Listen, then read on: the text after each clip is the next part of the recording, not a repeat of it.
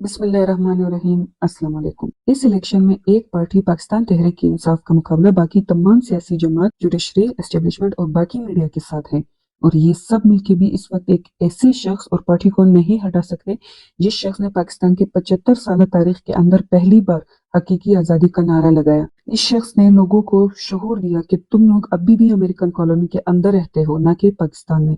تمہاری غیر موجودگی کے اندر کوئی اور شخص اس بات کو یقینی بناتا ہے کہ امریکن کے مفادات پر کوئی سمجھوتا نہ ہو۔ اس شخص نے گلی محلے میں رہنے والے سبزی فروش، چائے والے اور ایک امیر ترین تاجر کو یہ شعور دیا کہ تمہارے اندر مسئلہ نہیں ہے بلکہ اشرفیہ ہے، جو کہ صرف 1% ہو کے بھی ملک کی دولت کو لوٹ لوٹ کر کھا گئی ہے۔ باقی بچی دولت کو بیرون ملک جائیدادیں بنانے کے لیے ابھی بھی استعمال کر رہی ہے۔ وہ کہتا ہے کہ جیسے ایک امریکن شخص کی جان قیمتی ہے، ویسے میرے ملک کے لوگوں کی جان بھی قیمتی ہے، اور لہٰذا میں اب اپنے ملک پر کبھی بھی ڈرون حملے نہیں کرنے دوں گا۔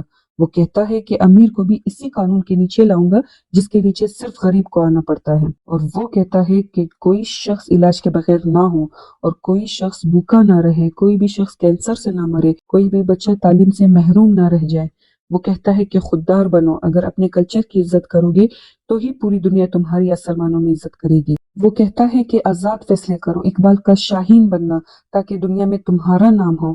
اتنی سنگین جرم کی اس شخص کو اتنی بڑی سزا ملی کہ آج وہ شخص اڈیالہ جیل میں قیدی نمبر 804 کے نام سے موجود ہے، جس پر قوم و ملک کی سلامتی کو نقصان پہنچانے والا سائفر، جس کو خفیہ کوڈنگ لیٹر بھی کہتے ہیں، اور دو ملکوں کی حکومتیں اسے سفارتی طور پر آپس میں بات چیت کرنے کے لیے استعمال کرتے ہیں، اسے لیک کرنے اور توشہ خانہ سے قیمتی تحائف لینے، مثلاً گڑی جمع نہ کروانے، عدت میں نکاح جیسے گٹھیا الزام پر تقریباً 30 سال کی سزا سنائی۔ اس کی پارٹی کو توڑا گیا، اس کے پارٹی کے کارکنوں کو، لیڈرز کو جیل میں ڈالا گیا، ان سے زبردستی کانفرنسز کرائی گئی، پارٹی کا نشان چھینا گیا، اسے گھر والوں کی گرفتاری سے ڈرایا گیا، سکینڈلز بنائے گئے، لیکن وہ کہتا ہے کہ نہ میں ڈیل کروں گا، نہ ڈر کر باہر بھاگوں گا، بلکہ غلامی سے بہتر ہے میرے لیے موت۔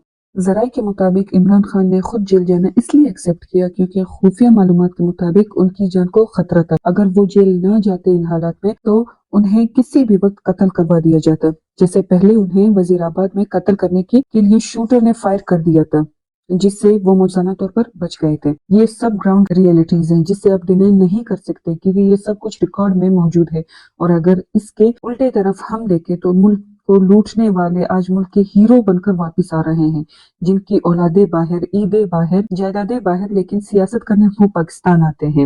2024 کے الیکشن کا اب تک پورا نتیجہ نہیں آیا، البتہ 50% سے زائد کے مطابق پی ٹی آئی کے آزاد امیدواران اس وقت ہر جگہ پر اکثریت سے لیڈ کر رہے ہیں، یہاں تک کہ کے پی کے اور پنجاب میں ان کی واضح جیت نظر آ رہی ہے۔ دوسرے نمبر پر ہے پاکستان مسلم لیگ نون، اور تیسرے نمبر پہ ہے پاکستان پیپلز پارٹی، جو کہ بلوچستان اور سندھ کے اندر مضبوط طریقے سے جیتی ہوئی نظر آئی ہے۔ لیکن حالات یہ ہے کہ کوئی بھی پارٹی واضح اکثریت نہیں لے سکی جو ایک مضبوط حکومت بنا سکے، ایسی حکومت جو کہ مانگے ٹانگے کے بغیر اور دوسری پارٹیز کے بنا پر نہ کیے ہوئے آزاد فیصلے خود کر سکے۔ اگر ایک بار پھر سے یہ لولی لنگڑی حکومت بنا دی گئی تو اس ملک کا وہی حال ہوگا جو 75 سال سے ہوتا آ رہا ہے، جو اپنی مدت پوری نہیں کر سکے گی۔ اگر کوئی پارٹی دوسری پارٹی سے الاغ کر لیتی ہے تو اسے وزارت بھی دینا پڑے گی، مشاورت بھی ماننا ہوگی، اور اس کو راضی رکھنے کے لیے ایسی قانون نہیں بنائے گی۔ اس نے الیکشن سے پہلے اپنے ووٹرز کو ڈیلیور کرنے کا وعدہ کیا تھا۔ اگر ایسی اکثریت کے باوجود یہ پارٹی اپنے ووٹر سے کیا ہوا وعدہ پورا نہیں کرتی تو اس کی مقبولیت میں کمی ہو جائے گی۔ پی ٹی آئی نے اپنی حکومت پاکستان پیپلز پارٹی اور مسلم لیگ نون کے کرپشن کے خلاف بنائی۔ اگر اب وہ ان میں سے کسی بھی پارٹی سے الاغ کا سوچے گی تو اس کا اپنا ووٹر کہے گا کہ اگر ایسا ہی کرنا تھا تو پی ڈی ایم میں کیا برائی تھی۔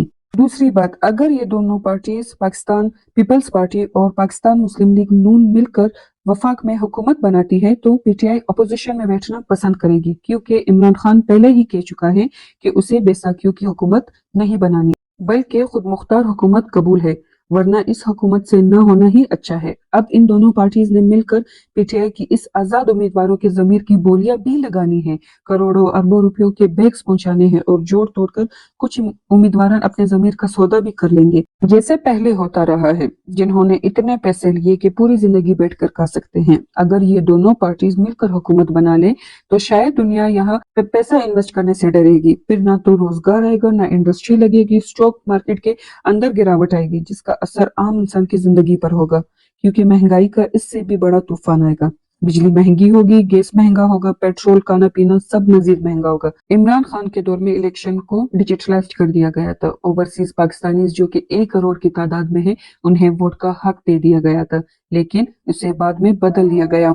आज 2024 में भी वही 75 साल पुराना निजाम चलता आ रहा है। 5 साल के बाद आवाम के टैक्स से अरबों रुपए जाया होंगे, वो भी सिर्फ एक इलेक्शन पर।